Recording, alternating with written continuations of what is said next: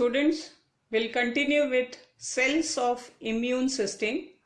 As we have already studied, there are two types of cells which are involved in the immune system, that is lymphocytes and antigen presenting cells. Antigen presenting cells we'll study later on. So first we'll study about lymphocytes. Lymphocyte is a subtype of leukocyte. Leukocytes are classified as eosinophil, basophil, neutrophil, monocytes and lymphocytes. So this lymphocyte, it is a subtype of leukocyte. Lymphocytes are further classified as B lymphocytes and T lymphocytes.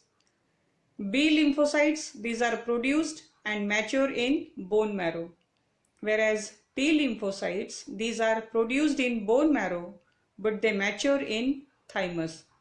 Hence this T, it stands for thymus. Bone marrow and thymus both are lymphoid organs.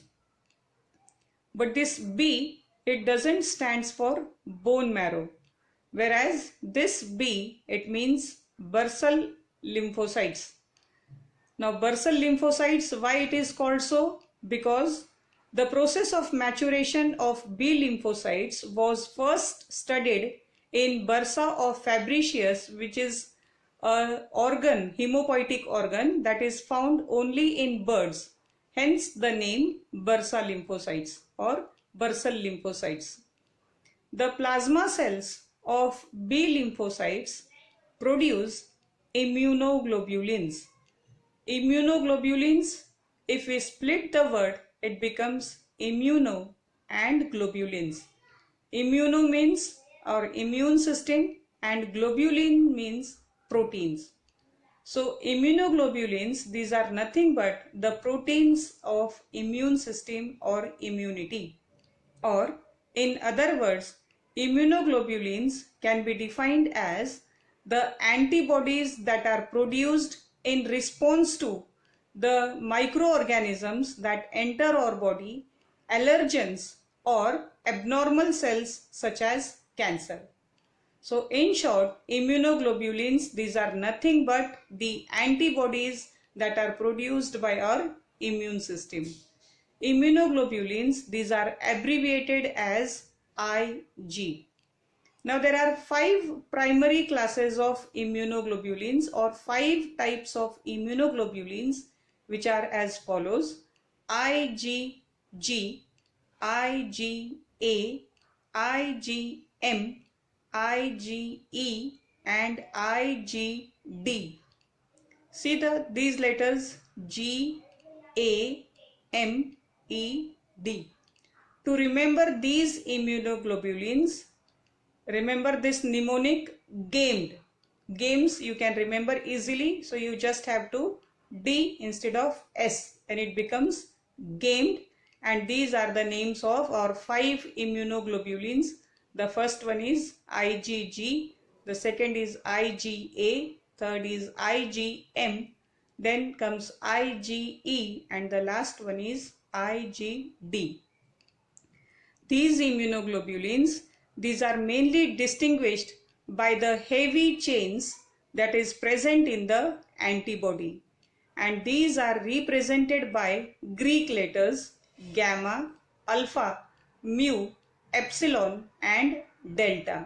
So depending on the type of heavy chain that is present in the antibody, the immunoglobulins are classified or distinguished.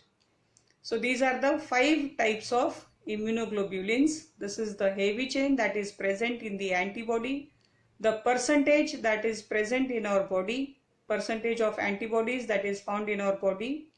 This is the location, this is the function, and this is the structure of immunoglobulins. Coming to the first one, that is IgG. The heavy chain that is present is gamma. The percentage of immunoglobulins or antibodies of IgG in our body is 75 to 80%. Location, these are mainly found in blood. Now this is the only antibody which is transplacental or which can cross the placenta. If you remember, when we studied acquired immunity, in that passive immunity that was received by the baby from its mother was this one. So these antibodies, these are received by the baby from its mother through the placenta. So this is the only antibody which cross the placenta, and such questions are asked in exam. Now, why these antibodies are produced or transferred from mother to baby? To provide immunity to the embryo. That is the function. The structure, this is monomer, that is only single antibody is present, or Y-shaped structure is present. Then comes the second one, that is IgA. This type of immunoglobulin, the heavy chain that is present in this is alpha. Percentage wise, it forms about 13% of antibodies in our body. Where it is found? IgA type of antibodies, these are found in mucus, tears, saliva, vagina, mucous membrane, tears, saliva, vagina, and the most important, breast milk. The first milk of mother, this is very important, and the first milk which is yellow in color and thick, it is called as colostrum, and this colostrum is rich in antibodies and it consists of IgA antibodies.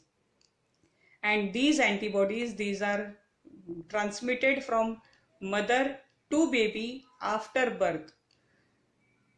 They provide or they protect from inhaled and ingested pathogens.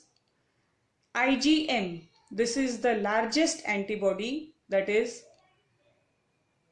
it has 5 antibodies which are attached to one another. 1, 2, 3, 4 and 5. The heavy chain that is present is mu. Percentage wise, it is 5 to 10%. Where it is found? It is found in the plasma of blood. Whenever there is any infection, the first antibody that is detected in our body is IgM. So this is very important.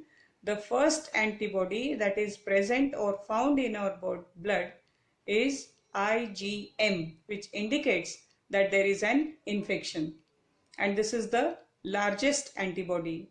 Then comes IgE. The heavy chain that is present is epsilon. It is less than 1%.